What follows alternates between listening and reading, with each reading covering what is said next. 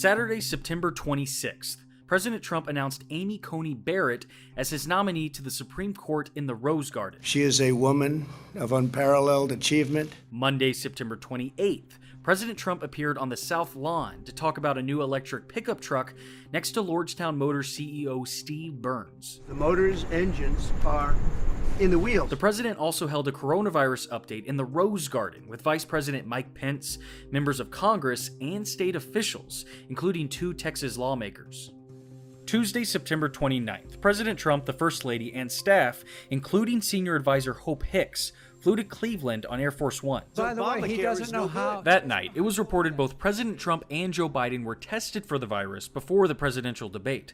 However, on Friday afternoon, Chris Wallace reported that President Trump arrived at the debate too late to get his COVID-19 test. Wednesday, September 30th, President Trump flew to Minnesota, where he had a private campaign event before a rally at a local airport. Hello, everybody. Hello, Duluth. That night, Hope Hicks started showing coronavirus symptoms. She was quarantined during the Air Force flight back to D.C.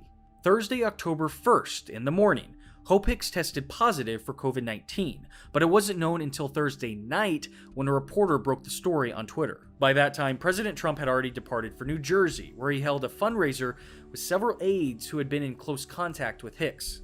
9:44 Thursday night, President Trump confirmed Hicks tested positive and that he and the First Lady were in quarantine awaiting test results. 6 minutes before midnight Texas time, the president confirms he and Melania tested positive for coronavirus. The World Health Organization says on average, it takes 5 to 6 days for someone to show symptoms after being exposed to the virus. For the president, that would be around Saturday or Sunday.